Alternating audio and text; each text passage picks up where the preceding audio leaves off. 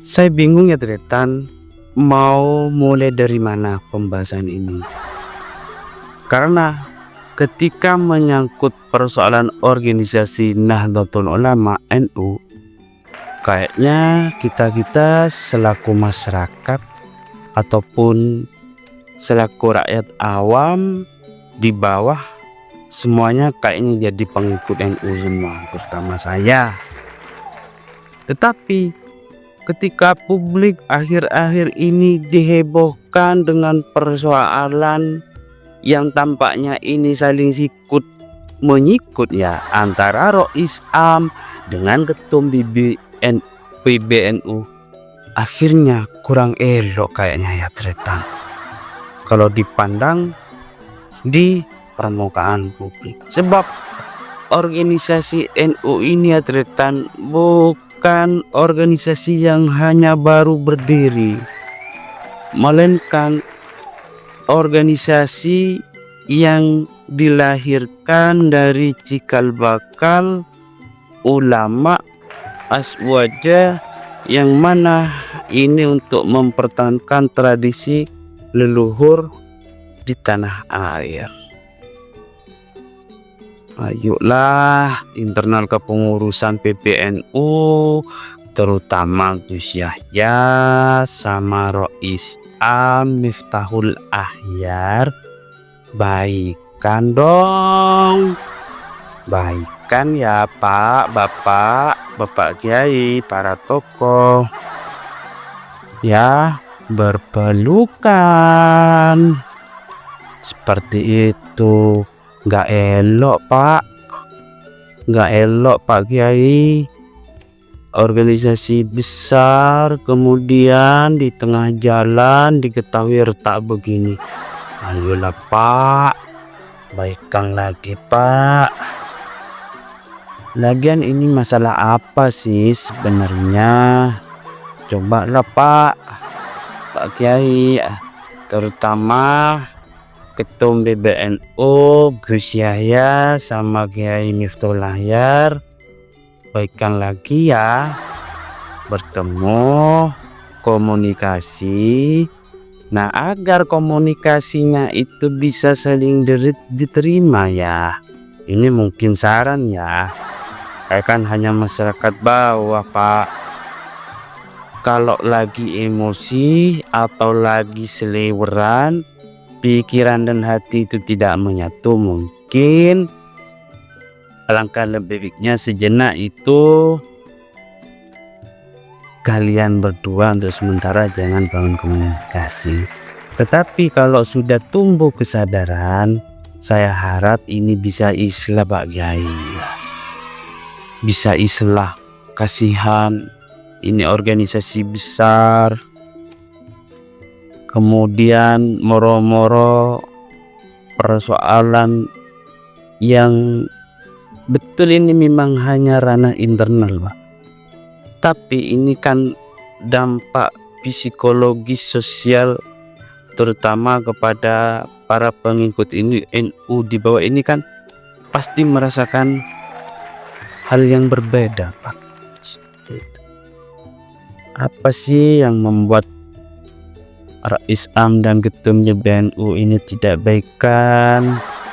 Apa benar ya, berdasarkan informasi yang berkembang, alasan Rois Am ini melakukan pemberhentian kepada Gus Yahya karena Gus Yahya diduga melakukan kerjasama dengan pihak Timur Tengah, yaitu pihak Zionis Israel. Ini katanya Pak, berdasarkan informasi.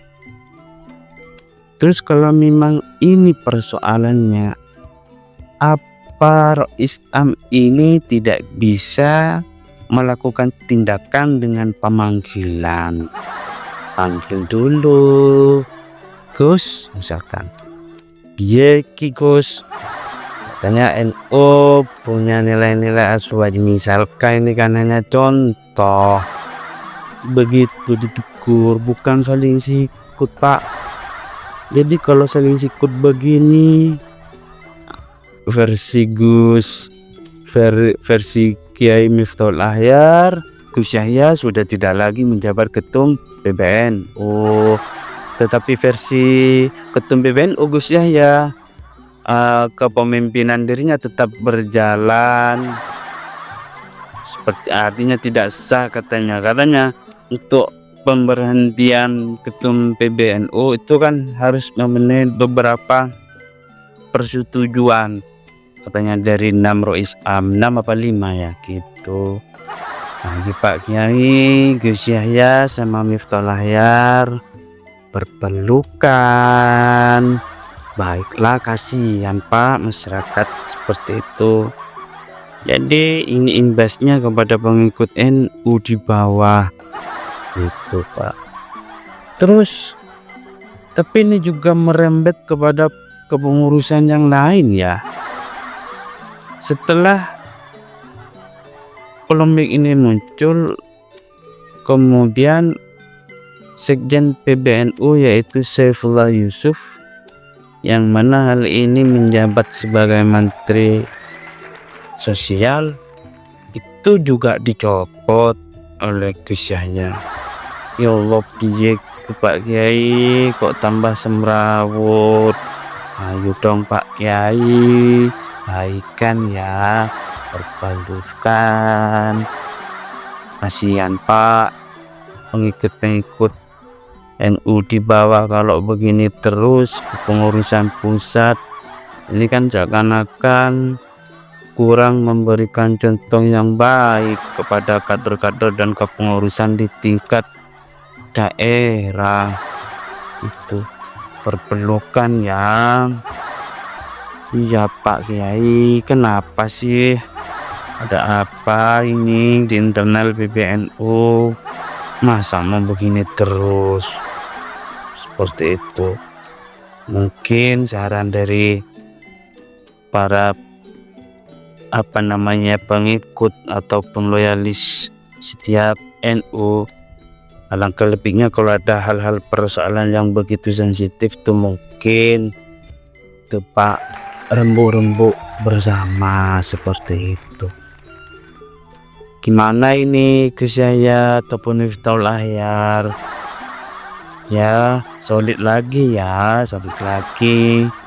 Kasihan NU ini soalnya nggak dipandang sebelah mata itu ya. 4 organisasi besar di tanah air, itu salah satunya adalah organisasi keagamaan maksudnya itu, yaitu Nahdlatul Ulama, Muhammadiyah, Al-Irsyad, dan Persis. 4 organisasi ini ya terutama Muhammadiyah sama NU menjadi salah satu motor penggerak di Nusantara, bahkan sampai sekarang pengikutnya itu sampai mencapai ke berbagai daerah di bawah.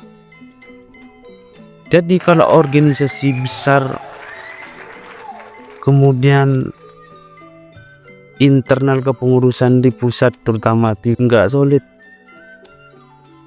lantas ini kan seakan-akan mengurangi nilai marwah organisasi seperti itu.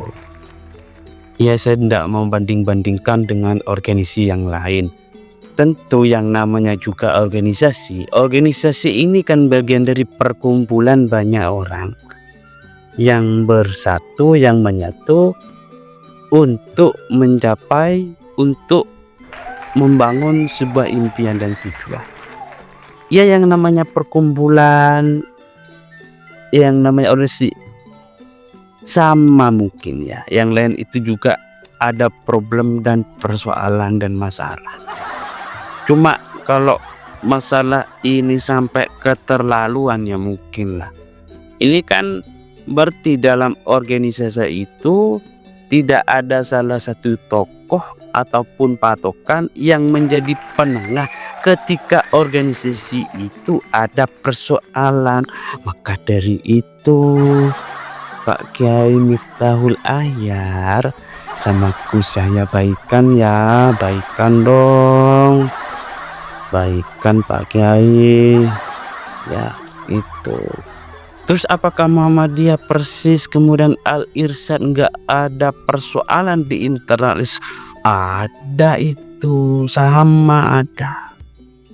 Ya, yang namanya juga perkumpulan-perkumpulan orang, kumpulan manusia. Tentu di setiap perkumpulan itu tugas organisasi itu kan hanya menyatukan persepsi untuk mencapai sebuah visi dan tujuan. Ya, tentu yang namanya juga organisasi, karena banyaknya perkumpulan, ada banyak pandangan serta pemikiran. Seperti itu.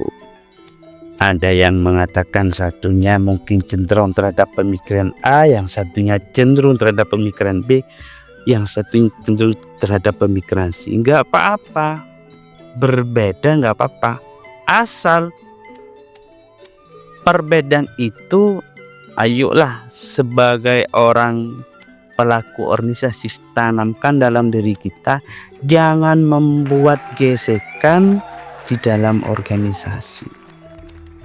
Kalau saya perhatikan kan problem kenapa di internal PBNU ini saling sikut antara Rusam dan Ketum PBNU. Solidnya organisasi ini kan ada 3 ya, Tretan: komunikasi, koordinasi, dan interaksi. Komunikasi itu harus dilakukan oleh kepengurusan untuk menjajal, untuk menelaah setiap persoalan perkembangan dalam kepengurusan. Koordinasi penting, melakukan koordinasi. Koordinasi satu yang lainnya, mungkin ini ada masalah, ada bidang ini mungkin yang harus memetakan, yang menyikapinya. Dan interaksi. Interaksi ini harus dilakukan menyuluh antara kepengurusan yang paling atas ke tingkat pengurusan yang paling bawah. Mungkin seperti itu, Pak. Tapi apalah dayalah, saya sebagai rakyat bawah, orang awam, mungkin petinggi-petinggi NU itu sudah lebih dari yang masyarakat ketahui. Ayolah Bapak Kiai Gus Yahya, baikkan ya, kasihan NU ini Pak. Kalau begini terus, jadi pengikut di bawah itu minder Pak.